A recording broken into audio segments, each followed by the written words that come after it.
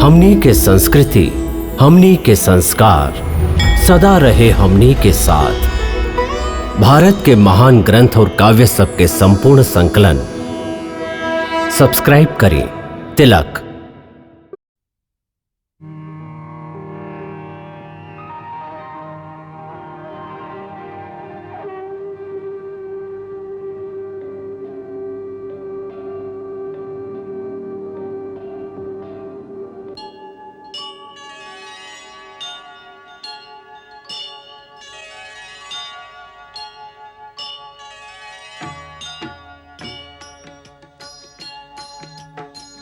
सीताराम चरित अति पावन, मधुर सरस अरु अति मन भावन।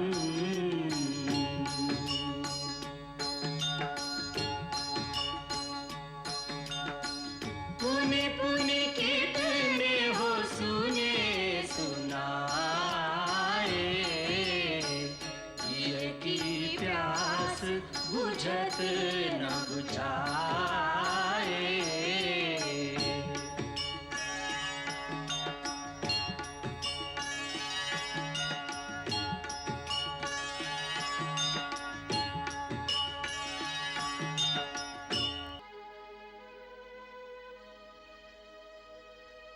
हमरा खातिर आपके साथ ही सब कुछ बा, फिर अर्थ और ही अनर्थ जाने के हमरा का जरूरत बा। तोहरा अरमान नइखे सीते। मुलायम मखमल के नीचे जे पैर नइखे रखले, वो दुर्गम जंगल के कंकड़ पत्थर से भरल रास्ता पर कैसे चल सकी? विषैला नाग, हिंसक बाघ, भयानक राक्षसन से भरल भीषण जंगल में तू कैसे रह सकबो? जैसे सीता के नाथ रही हैं, हमार प्रभु संगे रही हैं, तो हमरा और ही आंख उठावे का साहस के ही कर सकी। वो भारी दुख के तू कबो देखले नइखो सीते। दुख आपके चरणन का सेवा से दूर रहला से बढ़ और कौनो दुख हमरा खातिर नहीं खे नाथ। जैसे बिना जीव का देह, बिना पानी के मछली, वही तरह बिना रघुवीर का ई जान की एको पल जी ना सकी। भावना के आवेग के चलते आगा पीछा नइखो सोचत। वो जीवन बहुत दुखदाई हा, बाद में पछताए के पड़ी। दुखदाई तो आपके वियोग है प्रभु। हमरा खातिर तो सुख और ही दुख का अर्थ बस इतने बा, जहाँ आप हैं वहाँ हमरे खातिर सुखे सुख बा, और ही जहाँ आप नहीं की वहाँ स्वर्ग भी हमरा खातिर नरकों से अधिक दुखदाई बा। नाथ, जीवन भर साथ रखे खातिर वचनबद्ध होके का आपके अकेल वन में गई अधर्म न कहलाई? हे आर्य श्रेष्ठ, आपन धर्म के संगे हमरा भी आपन धर्म निभाए के अवसर दी। माता पिता भाई बहन सगरे नाता पाछे रह जाले, खाली स्त्री ही हमेशा आपन स्वामी के साथ निभाए ले। माई माई यहाँ के समझाई ना कि हमरा छोड़ के ना जास। राम, तू हमरा अभी स्त्री के धर्म बतलावत रहला कि स्त्री के सब सुख पति के चरणन में होला, फिर उस सीता खातिर वो आदर्श, वो धर्म दोसर कैसे हो सकेला? माई, वनवास स्त्रीन खातिर नइखे। नाथ, यदि आप हमरा के संगे ले जाए नहीं की चाहत, तो आपके एक दिन खातिर रुके के पड़ी। काहे? हमार चिता के आग के देई। सीते,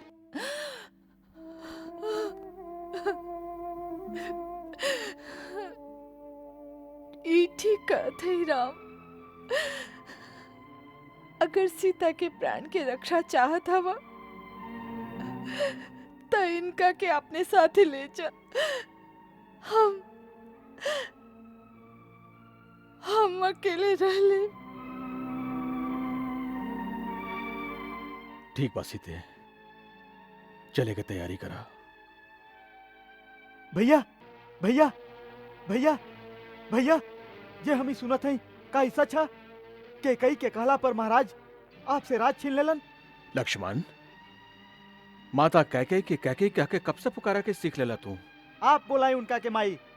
हम ओ कुल घातनी के माता ना कहब और हम ये अन्याय भी कबो ना होके देब। भैया, हमारी धनुष केवल शोभा के वस्तु ना है।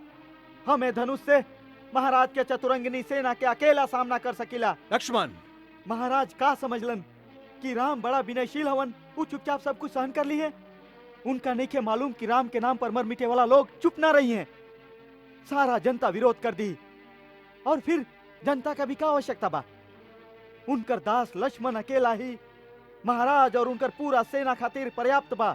और भरत भी आ गिला ना, तो उनका के भी छठी के दूध याद करा दे। चुप रहा लक्ष्मण, अनर्गल बात मत करा। आप बीच में मत पड़ी भैया। अन्याय सहना क्षत्रिय धर्म के विरुद्ध है। शत्रु वार करे और क्षत्रिय होकर उत्तर ना दे, ई ओकरा वीरता पर धिक्कार बा। ये राज सिंहासन प्रजा में घोषणा करके आपके दिहल जा चुकल बा। ओह राज सिंहासन पर बैठे के अधिकारी केहू ना हो सकेला, स्वयं महाराज भी ना। भैया, आपके लक्ष्मण यदि मर ना गईल तो वो सिंहासन पर महारानी सीता के साथ आप विराजमान हो खब। महाराज दशरथ और उनकर चहेता भरत दोनों आपके दरबार में हाथ जोड़ के खड़ा रही हैं। वाह वाह, कितना सुंदर चित्र बा। पिता हाथ बांध के सामने खड़ा बाड़न और पुत्र अपना पत्नी के साथ आसन पर बैठल उनका के आज्ञा दे रहा बा। आकाश से उतर के देवता भी अहिए ए दृश्य के देखे खातिर कि अयोध्या में मानव सभ्यता कितना उन्नति कर ले बा।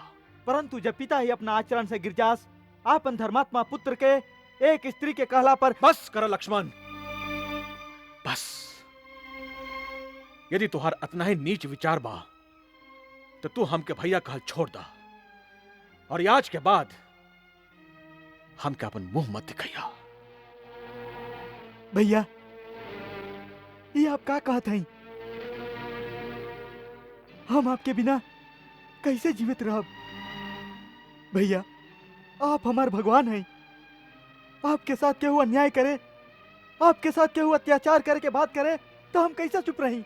ई तो से के कह देलस कि हमरा पर कोनो अन्याय हो रहल बा हमरा पर कोनो अत्याचार हो रहल बा? ई सब बात जे तू कहला अत्याचार ऊ हा जे तू अपना बड़ भाई पर कर रहा हुआ और अपना पिता पर कर रहा हुआ। पिता पर? हाँ, पिताजी पर। उनका पीड़ा के समझ ताड़ा? जानत हो कि उनका समस्या का बा? जानत हो कि उनका जैसन धीर पुरुष इस समय कौना धर्म संकट में बाड़न? जे स्त्री मोह में फंसी ओकर यह दशा हुई। उनकर संकट स्त्री मोह नहीं खे, उनकर संकट बा धर्म। हाँ, धर्म। आज एक सत्यवादी राजा के धर्म एक पिता के धर्म से टकरा रहल बा। उस सत्य के पालन करस या पिता के धर्म के निभावस, यह समस्या उनका दुख के कारण बा। एगो राजा केहू के वचन देलस कि जे मांगा ऊ देव, और मांगे वाला वो वचन मंगलस जेकरा से राजा के अपन सबसे प्रिय पुत्र के बलिदान करे के पड़ा था। यदि वो वचन के तोड़स तो ना केवल वो अपना यश का नष्ट करिए बल्कि संपूर्ण कुल के कीर्ति के कलंकित करिए। और यदि वो अपना वचन के रखस तो ऊ पुत्र जेकरा बिना वो जीवित ना रह सकस ओकरा के वन के कांटा कंकड़ में धकेल देस 14 बरिस खातिर। लक्ष्मण, तू उनकर पीड़ा कहानी का समझत? उनकर अवस्था आज ओ घायल शेर की तरह बा जे कोनो शिकारी के जाल में फंस गई बा। और ऐसन असहाय शेर पर तू अपन तीर चला के अपन वीरता दिखावल चाहता? धिक्कार बा ऐसन वीरता पर। ऐसन धर्मात्मा पिता के बारे में ऐसन सोच के भी तू पाप कैले बड़ा जेकर प्राश्चित हमनी सबके करे के पड़ी, हमनी सबके करे के पड़ी। उनका यदि अपना धर्म की चिंता ना होइत ना तो आज वो इतना दुखी ना होती।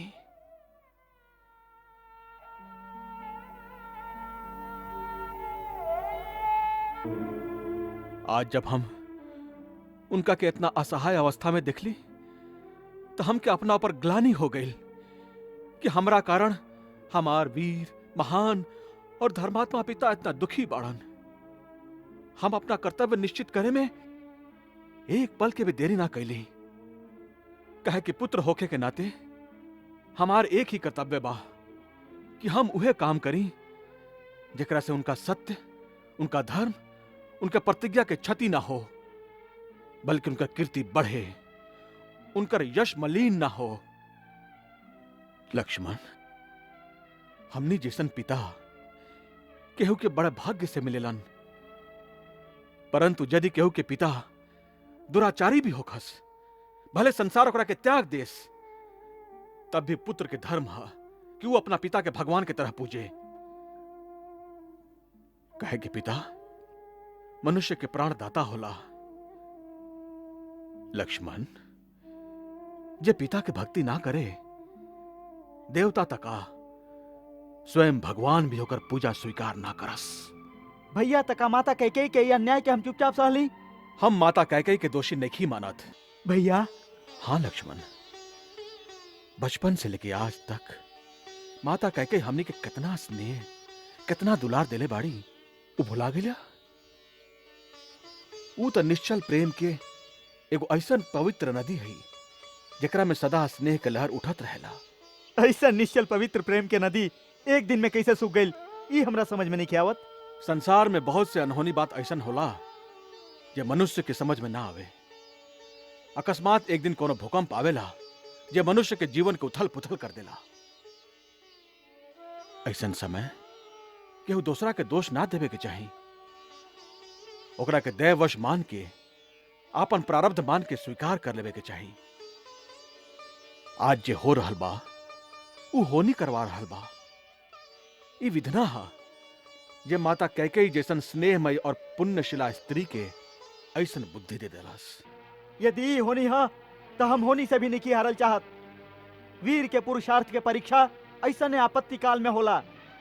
आपत्ति काल में केवल वीरता के ही परीक्षा ना होखे, मनुष्य के धर्म की भी परीक्षा होला। लक्ष्मण, वीरता केवल शस्त्र उठावे के ही ना कहल जाए। कबो कबो शस्त्र ना उठावल भी परम वीरता के निशानी होला। रख दई धनुष और हमरा गैला के पश्चात राजा भरत के सेवा में धारण करिया। आपके गैला के बाद एकर का अर्थ बा? यदि आप बन जाइब तो हमहू संगे चलब। ना लक्ष्मण ना, वनवास हमके मिलल बा, तोके ना। हमके इका भैया, लक्ष्मण के आप कब से अपना से अलग समझे लगली? आप ही तो कहले रही जहां राम वहां लक्ष्मण। आप ही तो कहले रही लक्ष्मण हमार दोसर अंतरात्मा हवन। जे भोग राम भोगी है वो लक्ष्मण भी भोगी है। लक्ष्मण, भरत शत्रुघ्न भी एजा नहीं खन। गुरु, माता पिता, सगा संबंधी एवं परिवार के लोग इस सब के सहारा दी। भैया, हमार तो गुरु, माता, पिता, सगा, स्नेही केवल आप हैं। हमार धर्म, कर्म, गति, सदगति सब कुछ आप में निहित बा। आपसे अलग तो हम कबो अपन कल्पना भी नहीं की कैले। क्रोध के आवेश में आके यदि हम कबो कोनो अनुचित बात कैले हो खपता हमके क्षमा करी भैया। इतना कठोर दंड हमके मत दी, हमार त्याग मत करी, हमके अपना से अलग मत करी भैया। हमके अपना से अलग मत करी, हमके अपना संगे ले चली। लक्ष्मण, हम तो के अपना संग ना ले जा सकी। माता सुमित्रा का कही है? सुमित्रा माता का कही है ई तू नहीं खा जानत रघुनंदन। माई, हमके बन जैसे मत रोकी है। वन या नगर से तोहके काले बेके बा। तोहरा खातिर त जहाँ राम बाड़न ओहवे तोहार अयोध्या बा। यदि सीता राम बन जात हवन त ई अयोध्या में तोहार कौनो काम नहीं खे। माई, आज तू हमार मस्तक गर्व से ऊंच कर दिलू। बाकी हमके तोहरा पे तब गर्व होई जब 14 बरिस के बाद हम ई सुनब कि तू आपन बड़ भाई की सेवा में कौनो त्रुटि न कैला।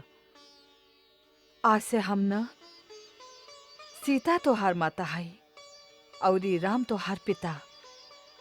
ई सूत जास त पहरा दिह, ई खालिस और यदि कुछ बच जाए त खइह। इनका राह के कांटा आपन आंख से चुनिह। अतना सेवा करिह कि सीता महल के सब सुख भुला जाएं। लक्ष्मण, इतना याद रखिए, संसार में सेवक के धर्म सबसे कठिन धर्म है। धन्य हो सुमित्रा, तू धन्य हो। धन्य बात हो हर को अपना दोनों लाल के बड़ भैयन की सेवा में समर्पित कर देलू। तो हर अनुपम त्याग, अनूठा धैर्य देख के हमार दुर्बल मन के सहारा मिल गई। ना दीदी ना, महान तो आप हैं, आप ही से तो हम सिखले हैं। राम बेटा, हम लक्ष्मण के तो के सौंपत हैं। सुमित्रा और उर्मिला के धरोहर हवन, जैसे लेके जाता रहा वही तरह हमके लौटा दिया। माई, आप चिंता मत करें। लक्ष्मण के हम अपना प्राण से भी अधिक सहेज के रखब। ना उर्मी ना, भैया के बात के आभास भी ना होके के चाहिए कि तू हमरा संगे जाइल चाहत हो, फिर वो हमके भी ना ले जाइए।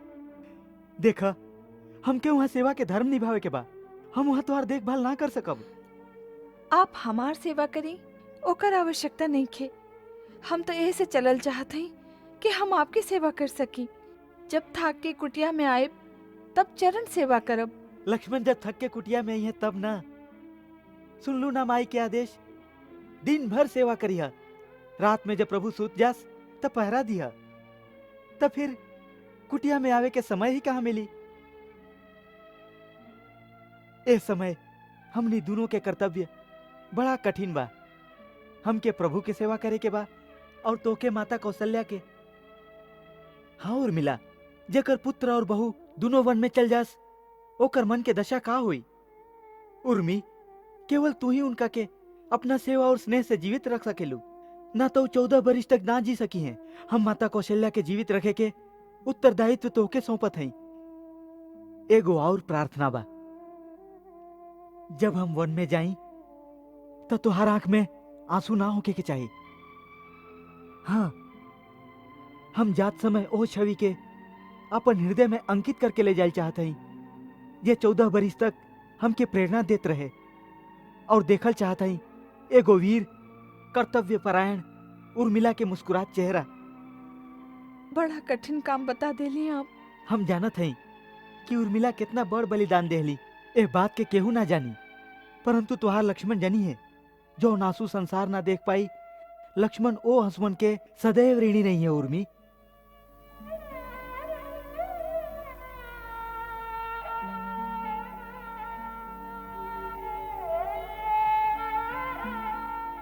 का भैया इस सांच बाकी राम के राज तिलक ना होई?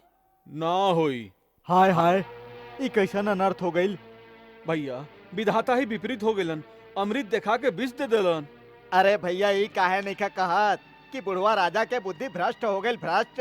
कहाँ राम के बिना कवर ना घोटात रहे और अब केकई के कहला पर बुढ़ऊ बनवास दे दिलन। अरे भैया, ई तेरिया चरित्र जे ना करवा दे, बाप रे बाप। एक के रात में सब उलट पुलट कर देलस। राम के देश निकाला और भरत के राजगद्दी। हो न हो, एकरा में भरत के भी मिली भगत बा। अरे कुटिल चाल माई के जाल में फंस गलन और उनको कलंक लागी, वरना राम जी तो उनका प्राण से भी प्यारा रहन। अरे भैया, राम तो सबके प्राण के प्यारा हवन। अयोध्या के दुलारा राम जब यहाँ ना रही हैं, तो फिर के रही अयोध्या में। चला चल जा राजमहल में। हाँ, चला चला चला। हम सब पता कर लेली। राम बनवास जाए खातिर बिल्कुल तैयार बाड़न। संग में सीता और लक्ष्मण भी जाता रन। साचो, ई रास्ता के पत्थर अपना आपे दूर हो गई। ई लक्ष्मण बड़ा उपद्रवी रहे। हाँ, ई देखा, हम सब तैयार कर ले हैं। ई कहा? ई जुगिया के वस्त्र बेचारे कहाँ ढूंढत फिरे हैं, हम सब इकट्ठा कर ले बानी। ई तो तू बड़ा उत्तम काम कइलू मंत्रा। आ गईली। ओ, गुरु माता पधर ले बाड़ी।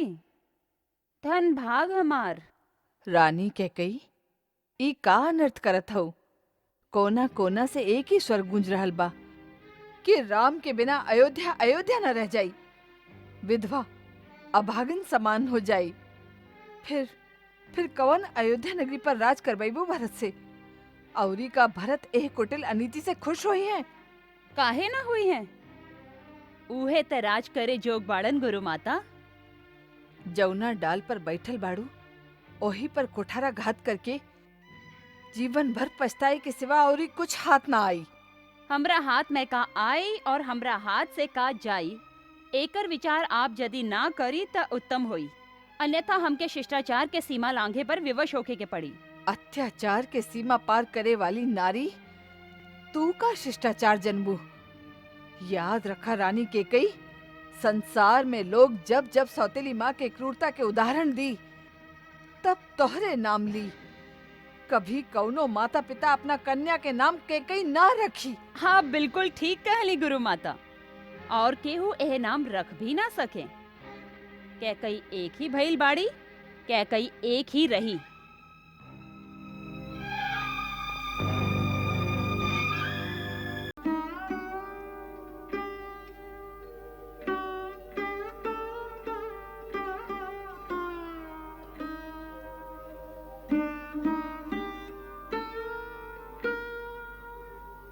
महाराज की जय हो।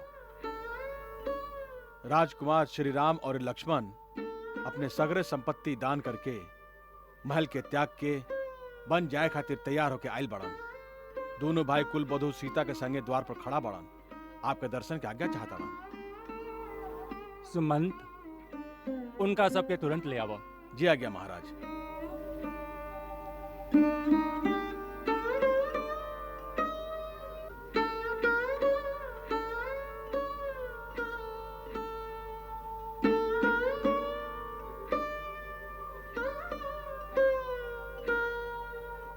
पिताजी, हम दंडकारण्य में जाए से पहले आपके आशीर्वाद लेवे आए हैं। हमरा संगे लक्ष्मण और सीता के भी बन जाए के आज्ञा दी। का लक्ष्मण सीता? ना ना ना। हम एह लोगन के रोके के बहुत प्रयत्न कैली, बाकी ये अपन हट ना छोड़ ले। आप शोक के त्याग कर दी पिताजी, और हम लोगन के जाए की अनुमति दी। हम 14 वर्ष तक वन में रह के आपके प्रतिज्ञा पूरा करने के बाद फिर आपके चरणन में शीश नवाइब। ना ना राम, तू वन में मत जा। कई कई के दिहल वचन से हम बधाइल हैं। तू ना, तू वीर हवा। ऐसे धर्म पूर्वक दिहल गई राज्य के हमार विरोध करके छीन काहे नहीं खले। पिताजी, हम जानत रहले कि आप यह कहब। हम आपके महानता के जाने ले। आप अपन यश, अपन कीर्ति, पूरा जीवन के तपस्या और इस सत्कर्म के एह खातिर बलिदान कर देवे चाहत हैं, जैसे आपके पुत्र के संगे अन्याय ना होके। जेकर ऐसा महान पिता होके, ओ पुत्र के भी तो यह कर्तव्य बा कि वो अपन पिता के महानता पर आंच ना आवे देवे। यदि हमरा पर पिता की आज्ञा के उल्लंघन करे के पाप भी लगे, तब वो हम ऊ काम कबो ना करब जैसे आपके विमल कीर्ति के धब्बा लगे। तू अपना पिता के सत्यवादी बनावल चाहता रहा, ओकरा खातिर तो सब कुछ सहन कर सकेला। बाकी हम राजमहल में रही और तू वन में दुख भोगा। ना वत्स ना, हम भी तोरा संगे वन में चलब। पिताजी, आपे तक कहले रही कि राजा प्रजा के धरोहर होला। ऐसे पुत्र मोह में अपन प्रजा के असहाय छोड़ के आप कैसे जा सकेले? आप हमारा दुख की चिंता मत करें। सुख और दुख तक खाली मन की स्थिति के नाम बा। हम तो अपना मन के सुख की तरफ आकर्षित भी कर चुकल हैं। शास्त्र ता पिता के देवतन के भी देवता मानेला। हम आपके देवता मान के आपन वन गमन के आपके पूजा समझी ले। हमरा वन गमन की आज्ञा दी ही, जकरा से हम समझी कि आप हमरा पूजा के स्वीकार कर ली। ओह, ये विधि के कैसन घोर विडंबना बा। कैसन धर्म संकट में फंस गई दशरथ के प्राण। हम जी भी ना सके और मर भी ना सके।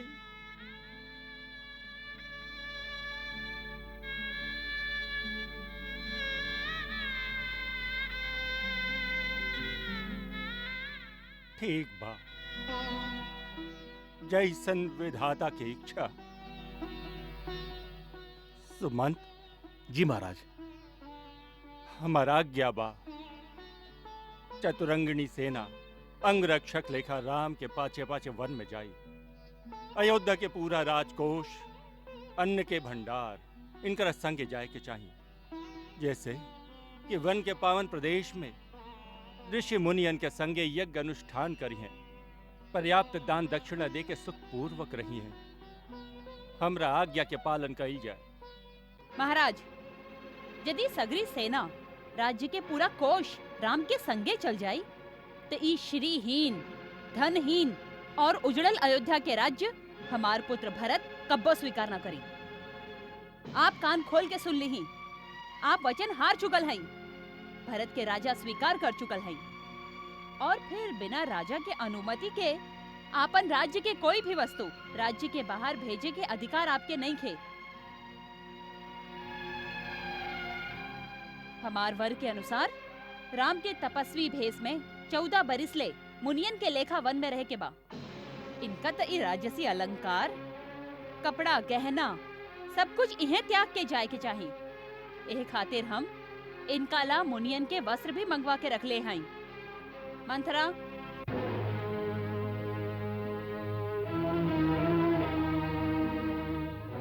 ई राम खातिर देवी कह कही, क्रूरता के भी एगो सीमा होखेला। आपके ई आचरण देख के हमार भी मन करता कि हम ये अयोध्या और ये राज्य के त्याग के श्री राम के संग वन में चल जाएं। आप जो अपन पति के दुर्गति कर रहल हैं, ओकरा फल स्वरूप न मालूम आपके काका नरक भोगे के पड़ी। बाकी शायद एमे आपके कोनो दोष नहीं है, काहे कि नीम के पत्ता निचोड़े से शहद ना निकलेला। आपके माई भी अपन पति के संगे तिरिया हट करके अपन दुर्दशा करवले रही। आर्य सुमंत, आपन मर्यादा में रही तो अति उत्तम हुई। अरे सुमंत, माई कह के ठीक कहता रही। हम लोगन के इहवे से मुनिवेश में जाए के चाहिए। राज्य के संगे संगे हम सब राजसी भोग के भी त्याग कर चुकल हैं। लाई माई, अपन आशीर्वाद के संगे हम लोगन के मुनि वस्त्र भी प्रदान करी।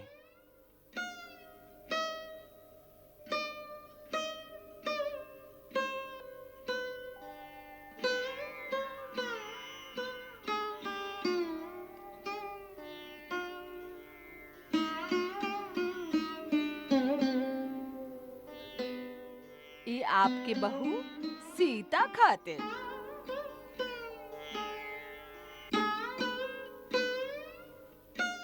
ठहरा देवी कैकेयी, तुहार तिरिया हट पति के मर्यादा तो भंग कर ही चुकल, बाकी रघुवंश के मर्यादा तो भंग मत करा। सीता तुहार पुत्र वधु है। रघुवंश के शोभा, सूर्यवंश के लाज, उनकर उत्तम वस्त्र और आभूषण उतरवा के उनका मुनि वस्त्र देत समय तुहार हाथ ना कापल।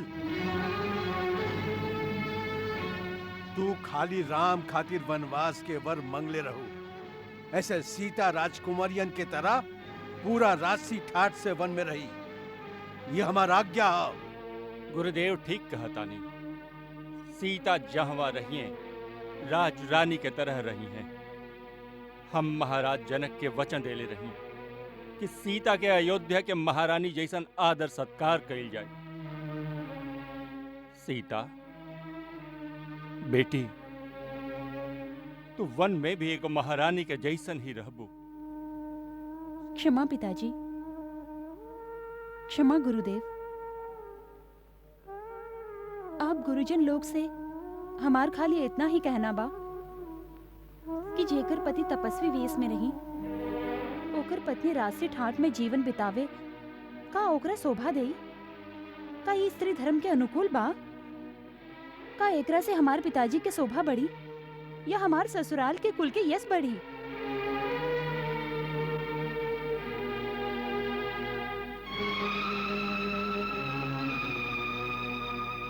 माताजी, हमरा ये वस्त्र प्रदान करी और सिखाई कि इनका कैसे पहरल जाला।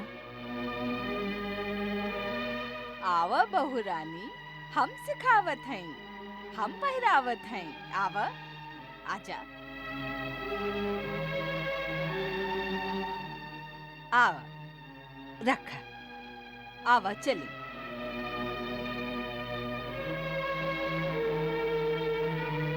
आवा। ये वस्त्र तोहरा बहुत पसंद बा ना? हाँ, आवा, आजा, हम पहरावत हैं। उतार दा ये वस्त्र, उतार दा ये गहना। चल निकाल, चल। ना सीता, तू भले ही मुनि वस्त्र धारण कर, बाकी गहना ना उतारबू। एगो सुहागन स्त्री खातिर गहना बिना रहल अब शकुन के बात बा।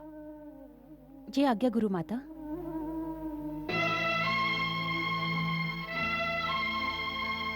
राम के बिना अयोध्या सूना हो जाई, शमशान हो जाई। फिर ये उजड़ अयोध्या के राज दिया अपना भरत के। हम ये अन्याय ना होके दे।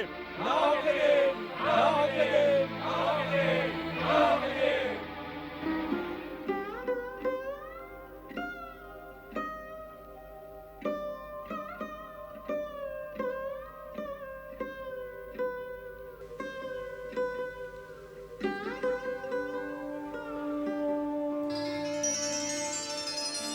सहन कोई कैसे करे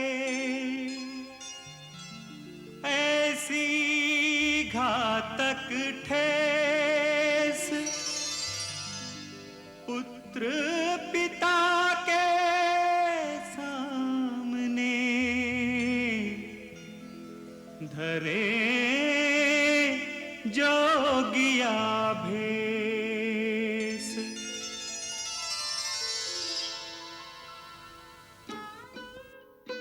ना ना विधाता, ये दृश्य देख के भी हमार प्राण काहे नहीं खे निकला। जानकी बेटी, हम तो हर हाथ जोड़ा था, तू वन में मत जा। हम महाराज जनक के का मुंह दिखाए। हम समझे थे जहाँ कई कई जैसन क्रूर सास हो, तू वहाँ नहीं खू रहे चाहत। तू हमार लक्ष्मी हो, तू अपना पिता के घरे चल जा। वन के असहनीय कष्ट तोरा से न सहल जाई हमार बच्ची। तू वन में मत जा हमार बच्ची, वन में मत जा। प्रभु, हमार प्राण तो यहाँ के संगे चल जाई, फिर हमार मरल शरीर के रख के आप का करब? पिताजी, हमरा पर कृपा करी। पति के चरण सेवा से हमके वंचित मत करी।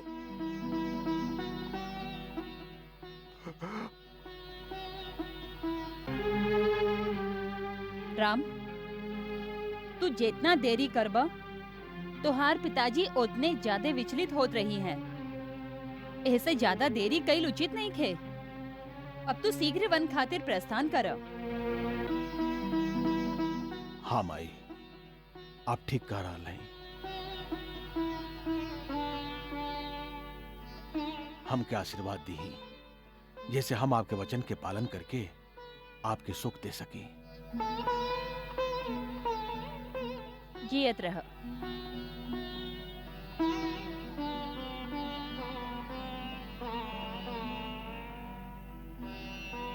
गुरुदेव, आज्ञा दी। राम, तोहरे कीर्ति के सूर्य अनंत काल तक दीप्तिमान रहे।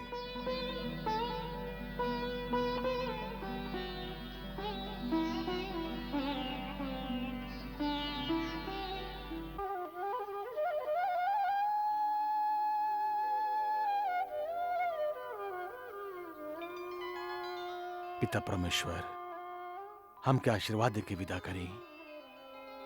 आशीर्वाद देवे के भी अधिकारी ना रहलन दशरथ। ऐसन पिता न कोनो काल में भइल और न होई। आप शोक मत करिए पिताजी। आपके जैसन आदर्श राजा और धर्म पालक पिता पर हमारा हमेशा गर्व रही।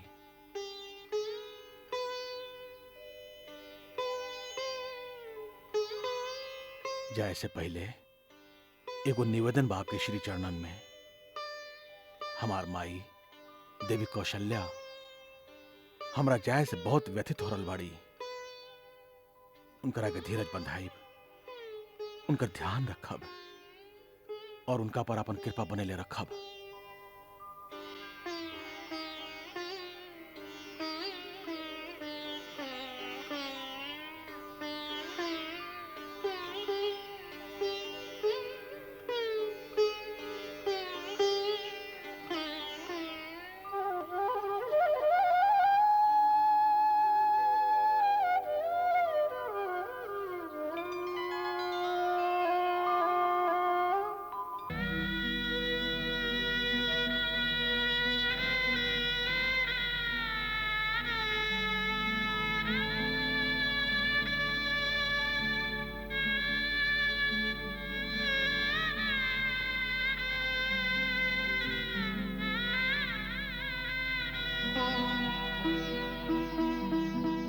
जियत रह।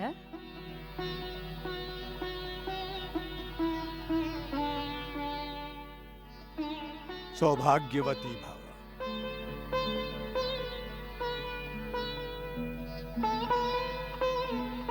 अब चला।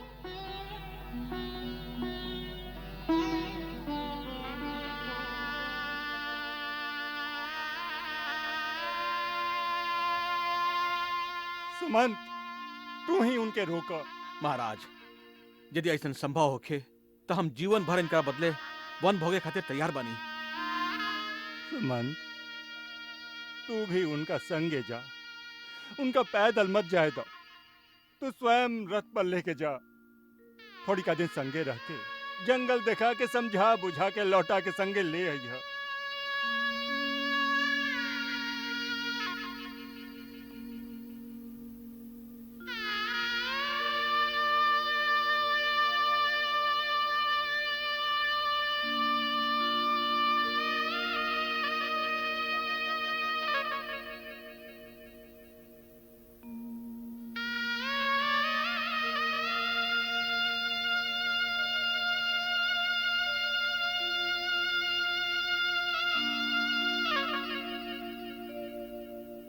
सुमंत जा, सुमंत जा। सीता के कोमल चरण पैदल चले योग्य नहीं खे, रथ पर बैठा के ले जा। दशरथ के आंख खाली तोरा लौट के आवे के राह देखत रही। तू आ गइला।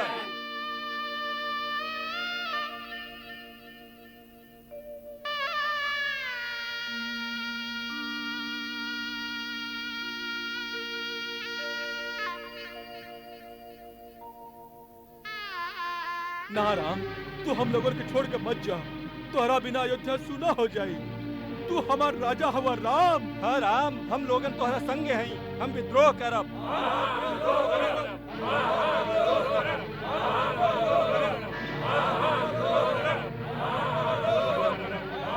केकरा विरुद्ध विद्रोह करब आप लोग? एगो अन्यायी राजा के विरुद्ध।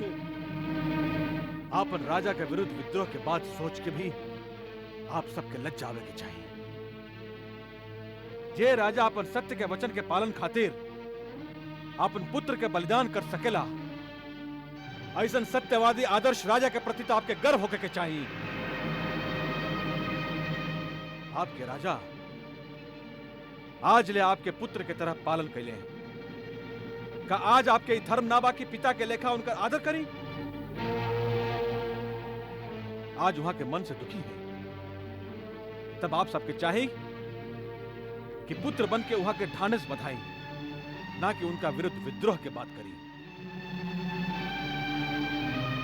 जे हमार हित में बढ़न, उनका ये बात अच्छा से समझ लेवे के चाहिए कि हमार हितैषी उहे बाड़न जे एह समय उहे काम करस जैसे हमरा पिता के सुख मिले। अब आप प्रसन्न मन से हमरा के विदा करी और हमरा जाए के बाद राजा भरत के राज्य के संभाले में सहयोग दी। ये हमार आप लोगन से विनती बा। अरे सुमंत, रथ चलाई।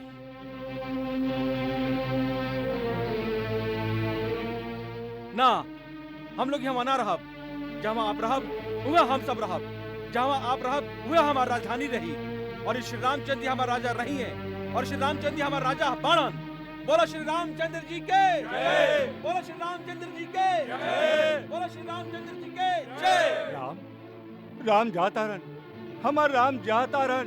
हमरा राम के रोको, हमरा राम के रोको। महाराज, राम, महाराज। राम, हमरा राम के रोको। राम, रुकी, रुकी महाराज, महाराज।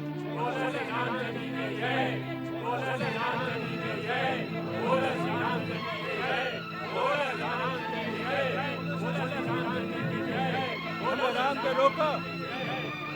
राम, राम, राम, राम, राम के रोको। राम, राम के रोको। राम, स्वामी, हमरा राम के रोको। हमरा राम के रोको। स्वामी, हमरा राम के रोको। राम, राम।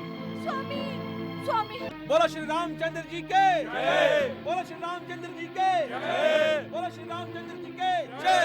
राम, राम जाता रन, हमार राम जाता रन। हमरा राम के रोको, हमरा राम के रोको। महाराज, राम, महाराज। राम, हमरा राम के रोको। राम, रुकी, रुकी महाराज, महाराज।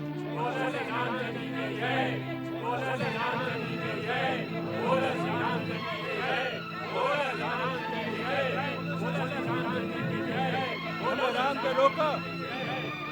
राम, राम, राम, राम, राम के रोको।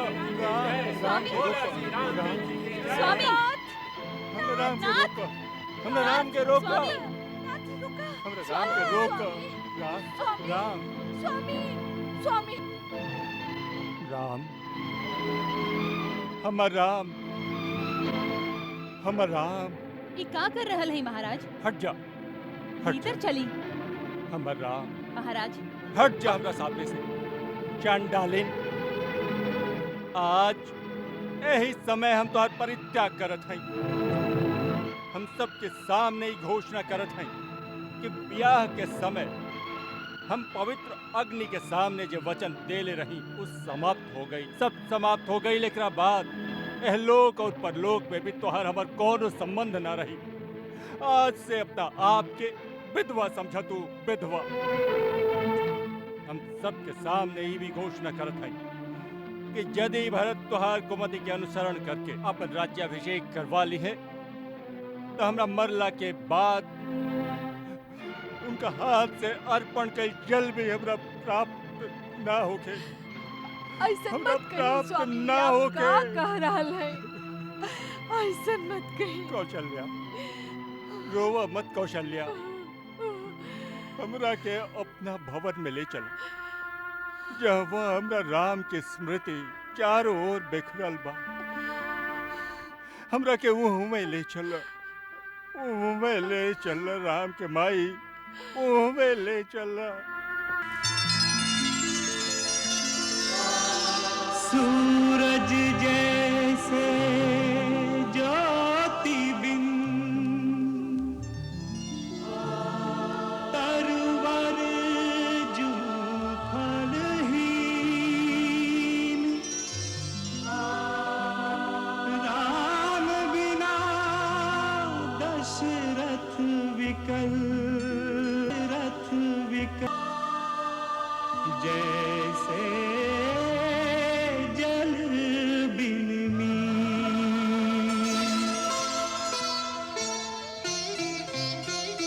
मत जाओ, मत जाओ, मत जाओ। तेरा अयोध्या छोड़ के वन मत जाओ। रुक जाओ, रुक जाओ, रुक जाओ। हे नाथ हमारी विनती मत ठुकराओ।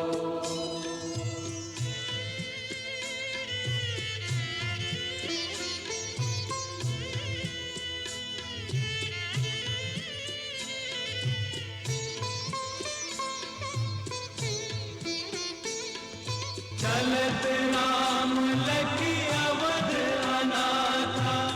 विकल लोग सब लागे साथा। कृपा सिंधु बहु विधि समझावहि।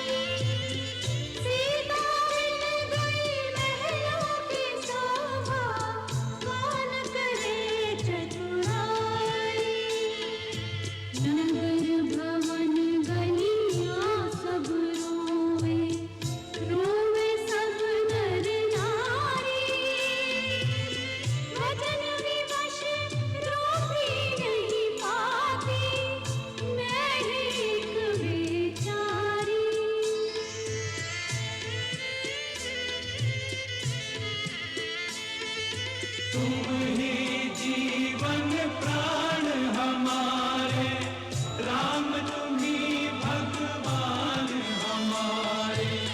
दया सिंधु अब दीन जनों पर, कुछ तो दया दिखाओ।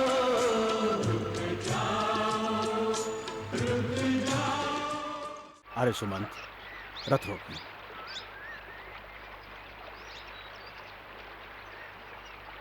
सूर्यास्त होखे वाला बा। आप लोग कबले हमरा पीछे इस तरह से आईब? खाली 14 बरिस ले। ना भाई, ये उचित नहीं है। हमार प्रार्थना बा आप लोगन वापस लौट जाइए। हे राम, उचित और अनुचित सोचे के समय बीत चुकल बा। हमने दृढ़ निश्चय कर चुकल हैं कि आप ही हमार राजा हैं। आप जहाँ रहब ओह स्थान के हमने अपन राजधानी बना के आपके सेवा में रहब। बस हम आपके कोनो दुख ना देव। जतना हो सकी हम अपना राजा राम और रानी सीता के सुख पहुँचावे के कोशिश करब। का ई भी अनुचित बा? हाँ बा, काहे कि एकरा से माता कहके के भावना के ठेस पहुंची। वो हमरा के अयोध्यावासी सबके भड़कावे के अपराधी भी मान सकीले। यदि आप लोगन के देखा देखी और लोग भी अयोध्या छोड़ के आ गइलन तब भारत का सोचिए। सोचे दी ओकर हमनी के कोनो चिंता नहीं खे राम। भगवान भी अपना सच्चा भक्त के ना दुत्कारेलन, उनकर सेवा के आगे वो भी झुक जालन। और वही तरह आपके हमार बात माने के पड़ी राम। और ये भी सुन ली, हम लोगन के निश्चय अटल बा। अटल बा, हम लोगन के निश्चय अटल बा। हम लोगन के निश्चय अटल बा। हम लोगन के निश्चय अटल बा। हम लोगन के निश्चय अटल बा। हम लोगन के निश्चय अटल बा। हम लोगन के निश्चय अटल बा। हम लोगन के निश्चय अटल बा। हम लोगन के निश्चय अच्छा अटल बा। अभई तो सूर्यास्त होके के आइल बा। सबके संध्या पूजा के समय हो रहल बा। आज रात इहमे तमसा नदी के किनारे हमनी के विश्राम कल जाओ। भोरे उठ के कोनो निर्णय लेहल जाई। अरे सुमंत जी, घोड़ा खोल दी। जी आज्ञा महाराज।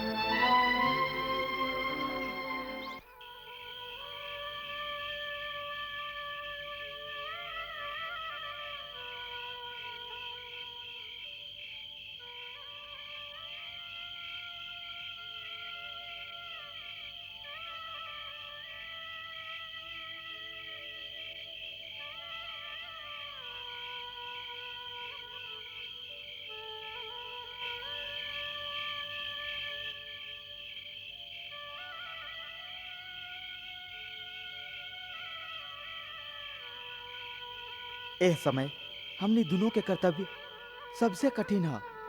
हमरा प्रभु के सेवा करे के बा और तोहरा माई कौशल्या के। हाँ उर्मिला, जिनकर बेटा और बहू दोनों वन में चल गई हैं, उनकर मन के दशा का हुई? उर्मी, खाली तू ही उनका के अपन सेवा उसने से जीवित रख सकेलू, नहीं तो 14 बरिस ना बची हैं। हम माई कौशल्या के जीवित रखे के उत्तरदायित्व तोहके सौंपत हई। एगो आऊ प्रार्थना बा कि जब हम वन खातिर जाएं तब तोहार आंख में आंसू ना होखे।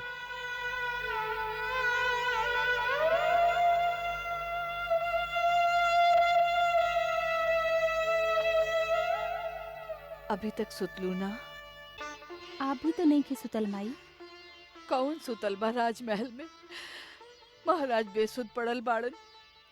होश आवेला त राम राम पुकारेलन और फिर बेसुध हो जालन। सबके नींद त राम के संगे चल गइल बा।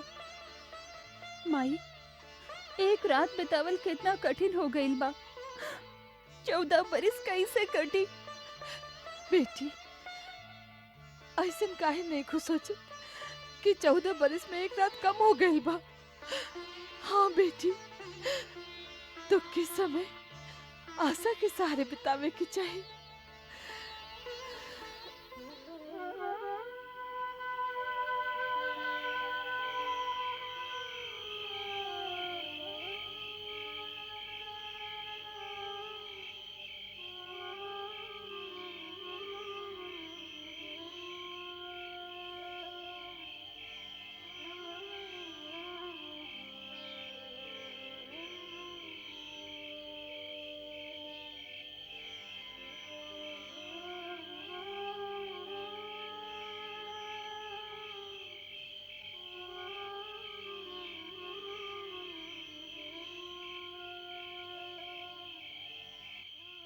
अरे सुमंत,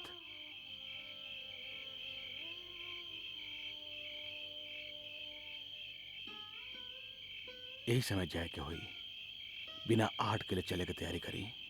इनकरा के ए तरह से छोड़ के कौन उपाय नहीं खे। ए बेचारन के संगे छल हुई कुमार, हम मानत हैं, बाकी एकरा अलावा और कोनो उपाय नहीं खे। यहाँ हमरा संगे दुखी हुई है, वहाँ इनकर परिवार अयोध्या में दुखी हुई। इधर घोड़ा है नहीं तो ये लोग जाग जी हैं। आप घोड़ा के दूर ले जाएं, हम और लक्ष्मण रथ खींच के लावत हैं।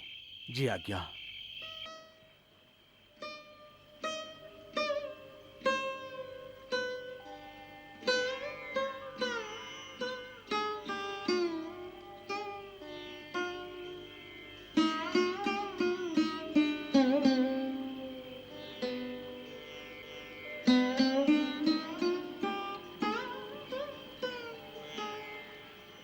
केकरा प्रणाम कर रहा नहीं भैया?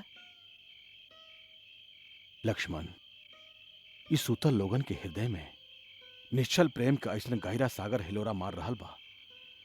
दैवीय प्रेम का ऐसा जीवित प्रकाश बड़ा दुर्लभ बा। इनका के प्रेम के देवता मान के प्रणाम करा।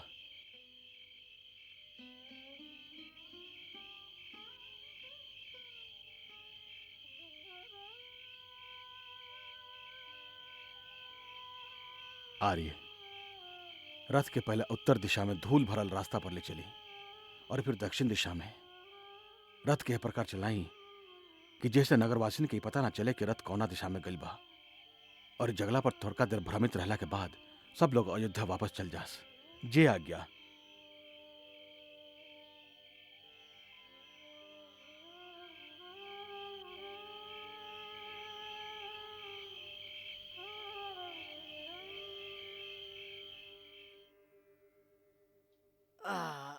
उठा भाई लोगन, उठा, सवेर हो गई। अरे कहाँ चल गए लोग? अरे राम जी कहाँ चल गेली? देखो सीता मैया कहाँ कहाँ चल चल गई? गेली? हाँ, लक्ष्मण भैया कहाँ चल गेले? कहाँ चल सवेर गए हो गई, लोग? लागत है वो लोग चल गेले। अरे देखो कहाँ चल अरे गए यहाँ लोग? तो रथ भी कहाँ नहीं चल खे। गए लोग?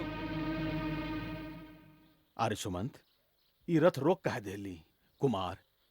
इहाँ से हमार कौशल राज्य के सीमा समाप्त होला। अब इहाँ से आप अपन मातृभूमि के छोड़ के जा रहा हैं।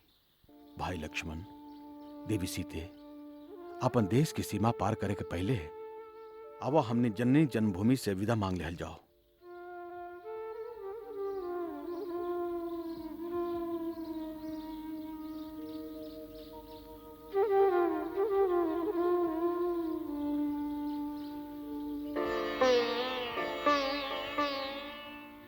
मातृभूमि के माटी तो के सत सत नमन। हे इक्ष्वाकु वंशियन के जन्मभूमि, पृथ्वी के सबसे पवित्र धरती। राम आज तोहरा आंचल के छाया से दूर जा रहा बा। बाकी हम जहां भी रहब, हमार हृदय तोहर पावन माटी से लपटाइल रही।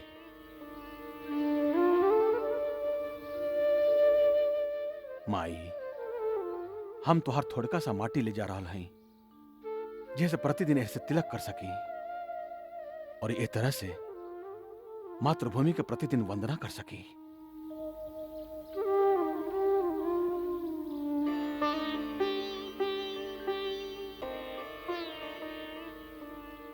इमा से निषाद राज गोह के सीमा सिंह वीरपुर शुरू हो रहा बा। निषाद राज गोह हमार मित्र। हाँ हाँ राजा जी, हम अच्छा तरह से देख लिया।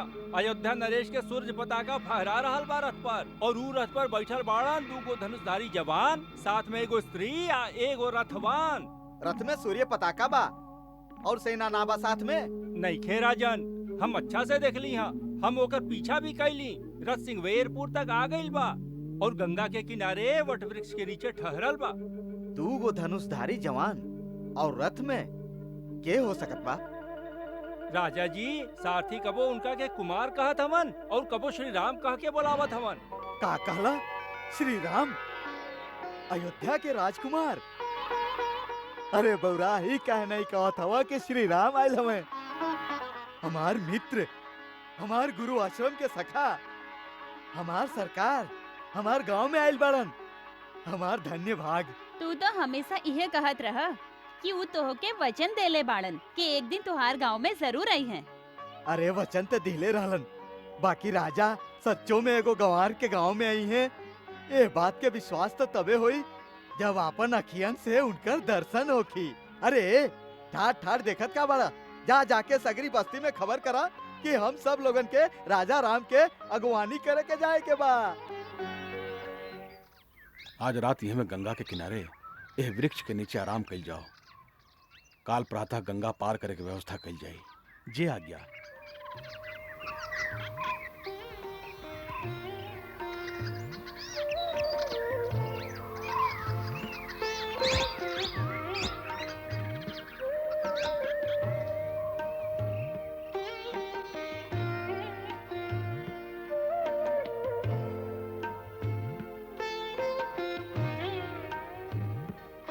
आई भैया बैठी।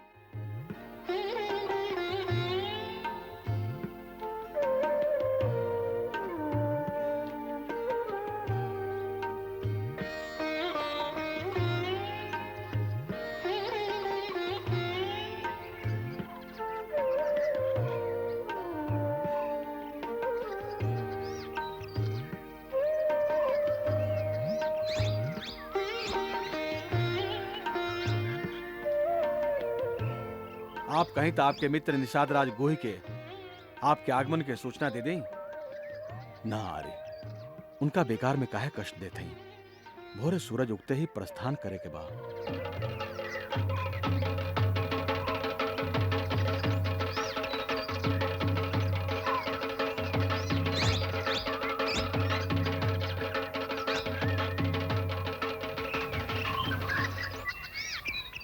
भाई लोगन, आज बड़ भाग्य के दिन बा। आज हमार स्वामी आयल बाड़न, हमार प्रभु अयोध्या के राजकुमार श्री राम आयल बाड़न हम लोगन के गांव में। अपन अपन बढ़िया बढ़िया उपहार लेके चला सब लोगन हमरा संगे। ऐसे उनकर स्वागत खातिर उपहार के कोनो जरूरत ना बा। हमार स्वामी तक खाली प्रेम के भूखल बाड़न। चला सब हमरे संगे, चला चला जा। राजा राम, राजा राम, राजा राम, राजा राम, हमार सरकार, हमार सरकार। सरकार ना सखा। सखा, मित्र, मित्र। प्रभु आखिर आप आ ही गेली हमार गांव में। हमार गांव वासी आपके दर्शन खातिर आयल बाड़न। आप विराजी, पधारी प्रभु, विराजी, विराजी। राजा रामचंद्र के, राजा रामचंद्र के, राजा रामचंद्र के, राजा रामचंद्र के, राजा रामचंद्र के, राजा रामचंद्र के।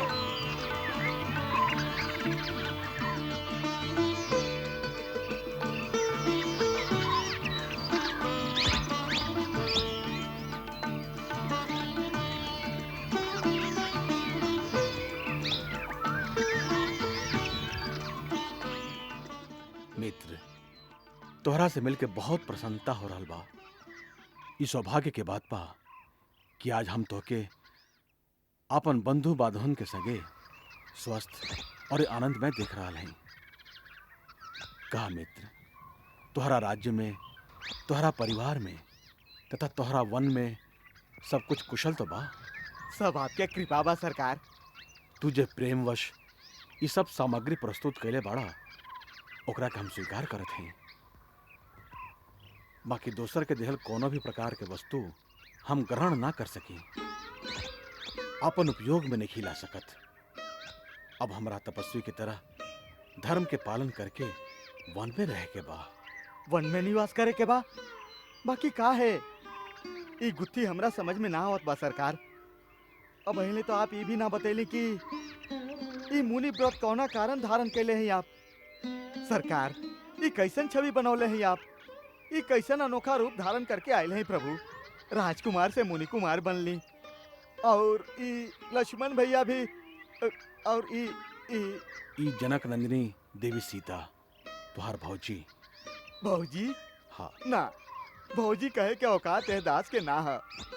ई देवी अयोध्या के राजरानी, ई तो हमार माई सीता मैया आई। अब हमरा तपस्वी की तरह धर्म के पालन करके वन पे रह के बा। वन में निवास करे के बा, बाकी का है ई गुत्थी हमरा समझ में ना आवत बा सरकार। अब पहले तो आप ये भी ना बतैली कि ई मुनि व्रत कौना कारण धारण कैले हैं आप। सरकार, ई कैसन छवि बनौले हैं आप, ई कैसन अनोखा रूप धारण करके आयल हैं प्रभु। राजकुमार से मुनि कुमार बनली, और ई लक्ष्मण भैया भी, और ई जनक नंदिनी देवी सीता तुहार भौजी। भौजी हाँ, ना, भौजी कहे के औकात है दास के ना है। ई देवी अयोध्या के राजरानी, ई तो हमार माई सीता मैया आई। बस इहे मान के मगन रहब हम। माई आपन चरण छुए दिए हमके। ना ना, हमरा खातिर जैसे लक्ष्मण भैया तैसे आप। जुग जुग जिया, धन्य बाड़ू माई सीता, तोहार सुहाग बनल रहे। अब हेले तो ई ना बतौली सरकार कि कैसन वेश धारण करके अयोध्या से आयल हैं।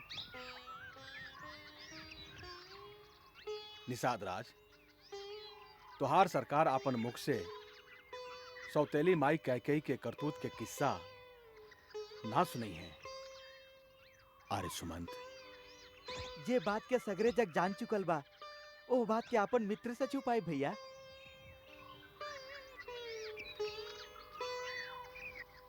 हम बहुत दुनिया देखले बानी सरकार। आपन बेटवा के राजा बनावे खातिर सौतेला के बनवास दे दिली, यह बात है ना सरकार। निषाद राज, तू तो हमार मित्र हुआ, हमरा माई का अपमान मत करा।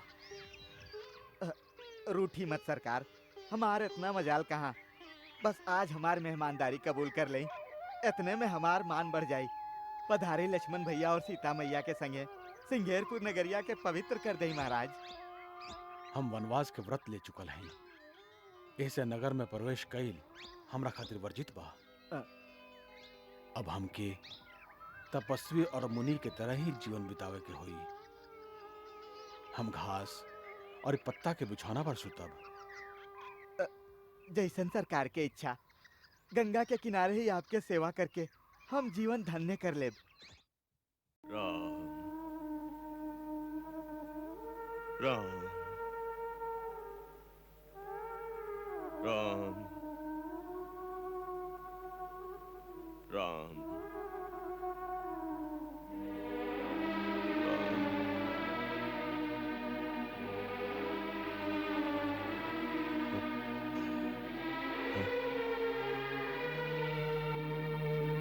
हमके हमके चारों तरफ अंधकार काहे दिखाई देता। सूरज डूब रहल बा पिताजी, हम दिया जरवा दीही। दिया जरावे से हमरा मन के अंधकार तो दूर ना होई। ये अंधेरा ना जाई, ये अंधेरा ना जाई। अब तो सूर्यवंश के ही सूर्य डूब गईल बा। ऐसन मत कही पिताजी। कैसे ना कही बेटी, अयोध्या के इतिहास में न ऐसन भोर भइल, न ऐसन सांझ। अयोध्या के इतिहास के कितना उज्जवल दिन बाई कि माता कुमाता हो गई और पिता कसाई हो गई। बेटी बेटी, हमरा के थोड़ी का जहर ले आता। पिताजी, लाज के मारे तो हम ना मरब, हम ना मरब। कौशल्या, हमरा के मरे के कोनो उपाय बता दो। धीरज रखी स्वामी, धीरज रखी। ये आप का कर रहे हैं? अब का करे के बाकी बा कौशल्या। बेटा के बनवास दे देली, राजमहल के अंधार कर देली, अयोध्या के सूम कर देली। बतावा अब और का करे के रह गई बा? बतावा, वो भी कर दी। कौशल्या, तू तो उनका साथ है चल जैतू। तू काहे न गईलू कौशल्या, तू काहे न गईलू?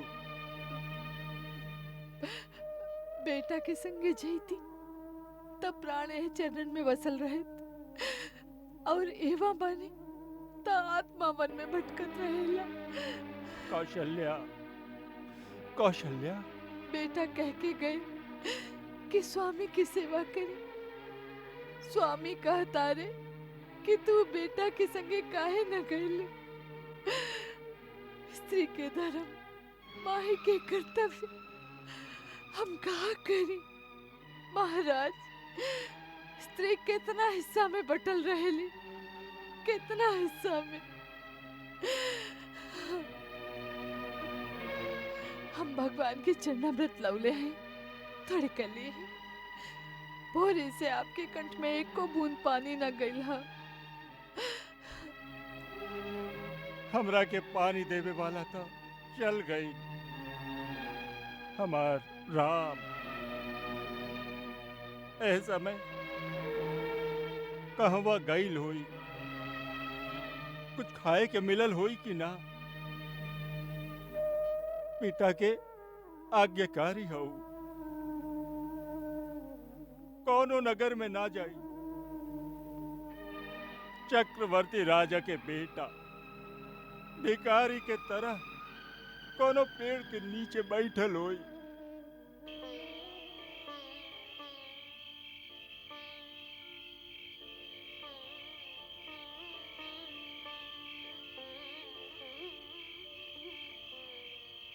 सरकार, आपके आज्ञा के अनुसार बिछौना तैयार बा, पधारी।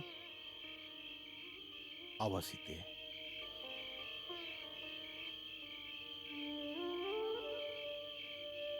हाँ।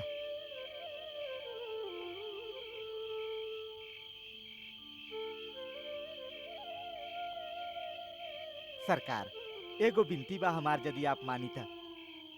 इतना संकोच का है? कह डाला जे कहे के बा। स्वीकार कर ले हब, ओकरा के ठोकरा ना दे हब। अयोध्या जैसन चक्रवर्ती राज्य त ना बा, पर निषाद के ई छोटहन सिंघेरपुर राज आपके चरणन में समर्पित बा। गंगा मैया के सौगंध खा के कहत हई, सगरे राज आपके बा। आज से आप हमार राजा और हम आपके प्रजा। मित्र कहत हई, तारज के ठोकरा मत दे हब सरकार। मित्र, तुहार स्नेह, तुहार सत्कार और तुहार समर्पण हमरा के भाव विभोर कर देले बा। हमरा सदा गर्व रही तुहरा मित्रता पर। सरकार, हमार बात मान ले ली। ना मित्र, हम तुहार सत्कार के स्वीकार करत बानी, बाकी ओकरा के ग्रहण ना कर सकी। राज्य तो हमरा के अयोध्या के भी देत रही पिताजी। का कहत हई सरकार? वहां के तो आपके राज्य से निकाल देले हई। वहां के ना निकलली, हम स्वयं निकल के आ गईली वहां के वचन के मान रखे खातिर। यह हमार धर्म है। निषाद राज, ओकर पालन करे में हमार सहायता करा। अब प्रभु, आपके संकल्प के आगे तो ब्रह्मो हार जास। हम तो हई ही तुच्छ। हमरे भाग में आपके सेवा ना हुई। जा, अब सुध जा। लक्ष्मण, जा भैया, तू भी विश्राम करा। आर्य सुमंत के भी सुते के प्रबंध कर दिया। सरकार, आप चिंता मत करी, सब प्रबंध हो गइल बा। आप आराम करी। आवा लक्ष्मण भैया, आवा। सीते, तू भी सूत जा। वन में तो ऐसा बिछौना मिली।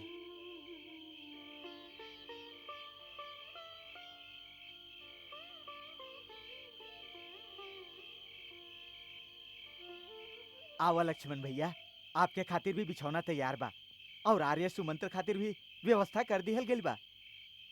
ना निषाद राज, हम ना सुतब। हम भैया के पहरेदार हई। तक आप सुतबे ना करब? ना, माता कहले रहली भैया सुत जास तब पहरा दिया। धन्य है लक्ष्मण जी। भाई से भाई के प्रेम के ऐसन उपमा संसार में दूसर कोनो ना हो सकेला। धन्य हव तू और धन्य है तुहार माता कि जे तोहरा जैसन कर्मवीर बेटा के जन्म दिली। हमार तो दुख के मारे आज छाती फाटल जात बा कि चक्रवर्ती राजा के बेटा आज सूखल घास के बिछौना पर पड़ल बाड़न। महाराज जनक के बेटी और महाराज दशरथ के पतोहू, जिनका राम जैसन पति होके और आप जैसन देवर होके, उनकरा भी बेचारी के पत्ता पर सुते के पड़े। हाय रे विधना, भाग्य इनके भी विपरीत हो सकत बा त हमरा जैसन मनुष्य के का हाल होई। हाय रे कैकेयी, आप ही का कर देहनी। मित्र, केहू के दोष देवे से भाग्य के रेखा ना बदलेला। मनुष्य अपन ही कर्म के फल पावेला। ए संसार में उहे सुखी है जे जिंदगी के सपना के भांति समझे। ऐसन बात हमरी समझ में ना आवत है सरकार। हम त खाली इतने जानी ले कि जे हमार मित्र के कष्ट देले बा, हम उनका माफ ना कर सकीले, कबहू माफ ना कर सकीले।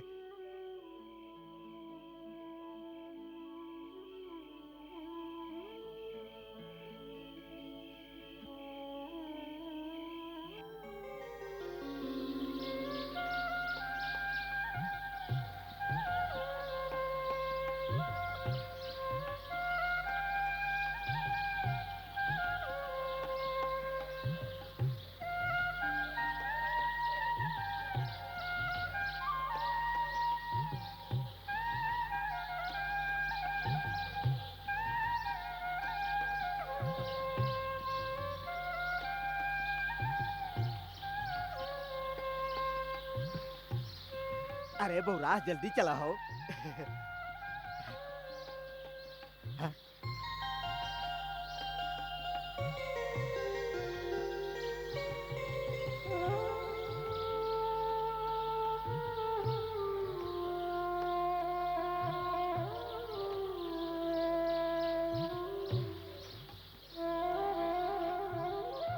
सरकार, सरकार, प्रणाम प्रभु।